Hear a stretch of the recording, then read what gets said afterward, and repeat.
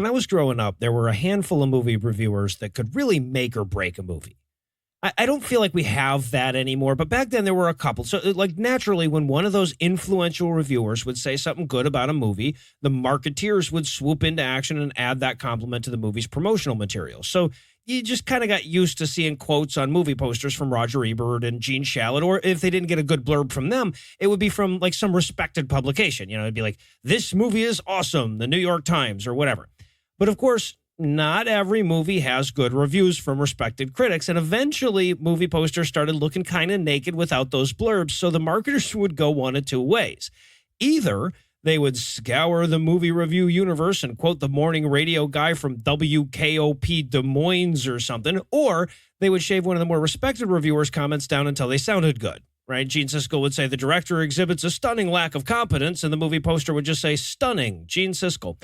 And naive little optimist that I was, I kind of thought that represented a low point for movie review blurb promotions, but it got so much worse. And I realized this the first time I ever saw a movie blurb attributed to somebody like @SmackDoggy44. But even quoting random Twitter mentions apparently didn't represent rock bottom, because the other day I saw an advertisement for a TV show where in the middle of the ad, they just stuck in phrases like gripping and amazing television in quotation marks.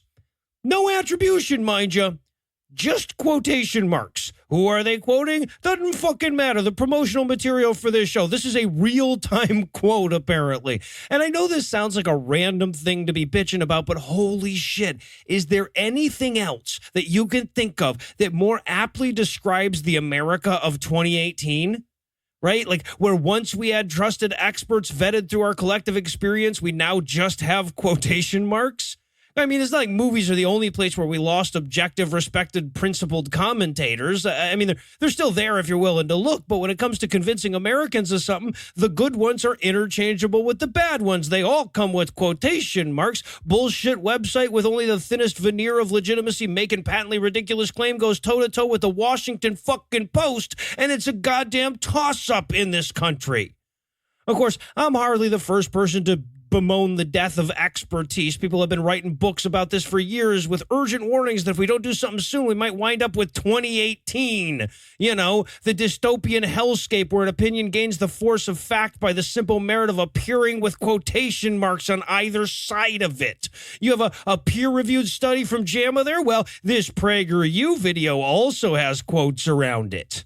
You have the findings of a UN panel of PhDs. Well, this Breitbart article also has quotes around it. You have double-blind placebo tests. Well, this proverb also has quotes around it. And like most of you, I've spent a lot of time around these people who reject that very concept of expertise, right? People who are suspicious of anybody who went to one of them ivory towers to learn what the man wanted him to know. You know, and I'm not just talking about the fucking rednecks on the right. That happens on the left. I spent years hanging out with hippies that would eye a doctor with suspicion if he said, hey, take 2 of these pills a day after meals. But if some unwashed vagrant in the parking lot outside a widespread panic show told them, hey, eat this algae 3 times a day and you'll live forever, they'd trade off 2 hits of ecstasy and a nug for that shit and choke it down religiously.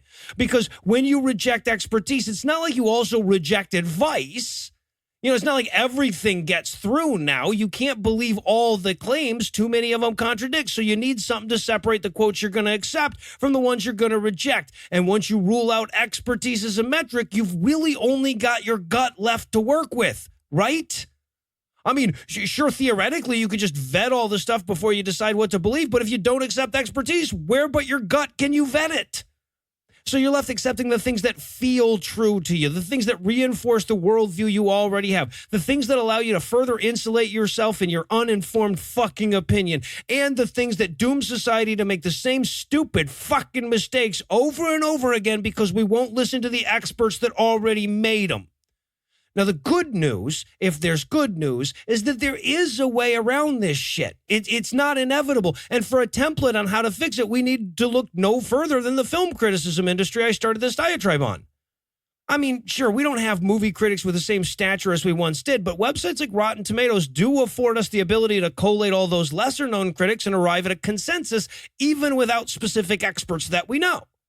right? The modern consumer of cinema puts a hell of a lot more stock in the Rotten Tomatoes score than whatever complimentary blurb that marketing department guy managed to dig up. It took a while for the field of film criticism to catch up with the technology, but once it did, it actually created a system far more useful than the old one where we waited to see which way Siskel and Ebert were going to orient their thumbs. So the only thing we're waiting for now, I guess, is for Americans to take governing their nation and protecting their planet as seriously as they take their movies.